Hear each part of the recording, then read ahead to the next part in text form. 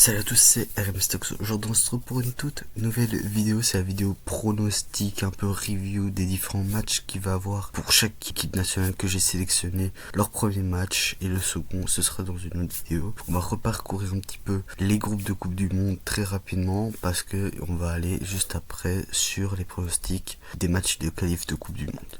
Première partie, match amicaux. Deuxième partie, match de Coupe du Monde. Pour commencer, donc un match amical entre le Brésil et la France qui se jouera ce jeudi à 21h. Une équipe du Brésil qui n'aura pas un Rodrigo car il est blessé. Un Militao qui revient de blessure qui n'a pas été convoqué. Bruno Guimaraes, je ne pense pas qu'il est là. Voilà, une équipe brésilienne pas avec tous ses joueurs. Sans Neymar également. Et Ancelotti a décidé de pas le convoquer. Du côté de la France, on a un Mbappé qui est de retour avec le Real, qui a fait 2 parties de match seulement avec le Real, qui va essayer de reprendre quelques minutes.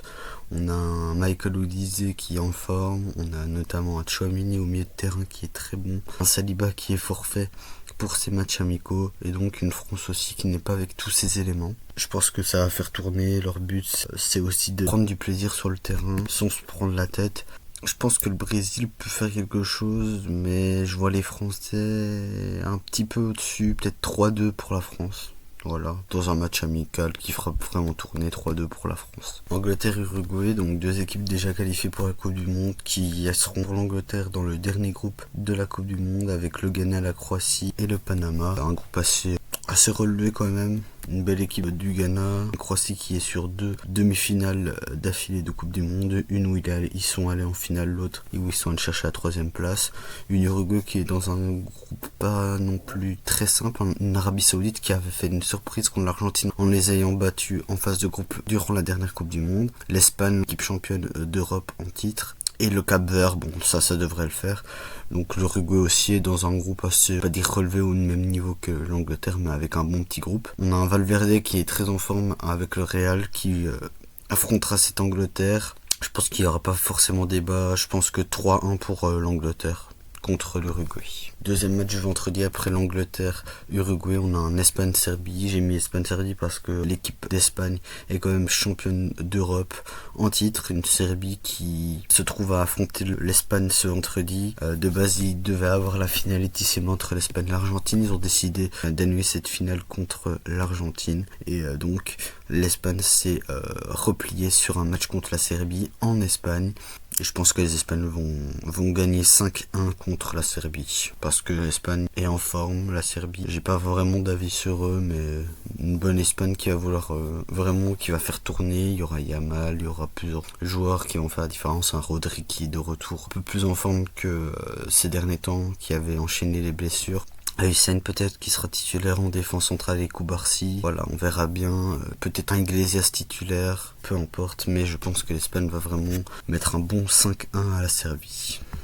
Encore un match ce vendredi à 20h45, la Suisse contre l'Allemagne. J'ai mis ce match parce que les Suisses peuvent apporter une surprise et je les vois faire une surprise contre les Allemands. Les Allemands qui ont des difficultés ces derniers temps, ils avaient fait un Euro assez bon, pour moi la 2e meilleure équipe de cet Euro, mais depuis c'est un tout petit peu plus faible sans être non plus très faible, mais ils ont eu un peu difficile à se qualifier durant les qualifs de la Coupe du Monde. Mais 2 équipes qui sont en Coupe du Monde, l'Allemagne qui a quand même un groupe avec la Côte d'Ivoire et l'Équateur, et du côté de la Suisse c'est un groupe assez homogène avec notamment le Canada et le Qatar et peut-être potentiellement l'Italie. Donc eux ils auront quand même un groupe où ils peuvent s'en sortir également. Je les vois vraiment s'en sortir contre l'Allemagne et aller à un match 2-1 pour la Suisse. Belgique-États-Unis, donc samedi à 20h30, les États-Unis vont recevoir la Belgique, donc la Belgique va pouvoir un peu s'entraîner face à l'équipe haute de la Coupe du Monde, l'une des équipes hautes de la Coupe du Monde. Une États-Unis qui a quand même une belle petite équipe qui a,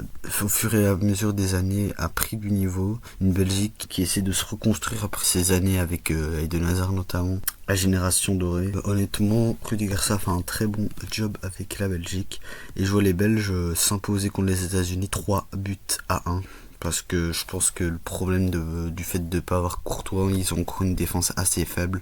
Peut-être moins faible que à la Coupe du Monde 2022. Quand même encore toujours assez faible. Surtout au niveau de devant l'axe, il y a peut-être de Bast, Théâtre qui ont un niveau ok mais sans plus. Et donc il y a Senne Lamens qui devrait être titulaire normalement, peut-être Cels, on verra bien.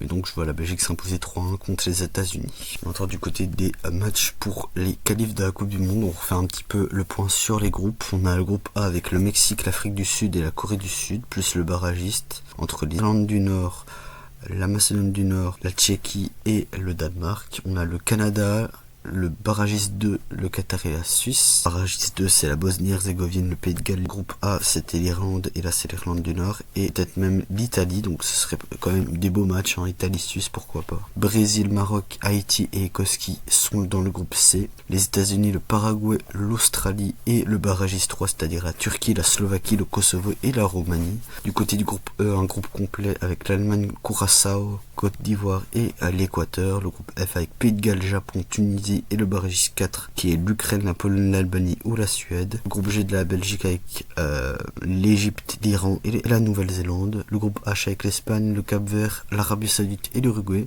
Le groupe I, le groupe de la France avec le Sénégal, la Norvège et le barragiste 6, l'Irak, la Bolivie ou le Suriname.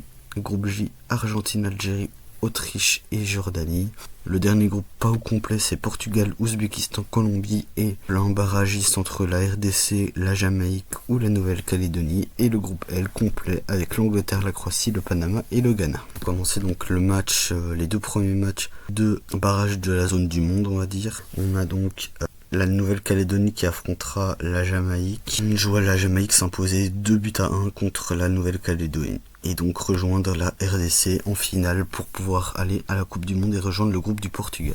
Du côté du match entre la Bolivie et le Suriname, je vois la Bolivie s'imposer 4-2 contre le Suriname et donc rejoindre l'Irak pour l'unique place pour la Coupe du Monde dans le groupe de la France, le Sénégal et la Norvège. Du côté des matchs de play-off pour les demi-finales de qualif pour la Coupe du Monde pour la zone Europe, on a un Italie-Irlande. Je vois les Italiens assurés gagner 3-1 contre l'Irlande du Nord. Pays de Galles, Bosnie-Herzégovine, je vois le Pays de Galles s'imposer tout juste 1-0. Donc on aurait un Italie-Pays de Galles en finale pour rejoindre le groupe B de la Coupe du Monde. Ukraine-Suède, je vois la Suède s'imposer 2-1 et Pologne-Albanie, je vois la Pologne s'imposer 3-1 contre l'Albanie. On aurait un Suède-Pologne pour jouer la place dans le groupe du Pays-Bas et de la Tunisie à la Coupe du Monde. Troisième partie de qualification pour la Coupe du Monde, on a la Turquie-Roumanie, je vois les Turcs s'imposer 3-1. En plus à domicile.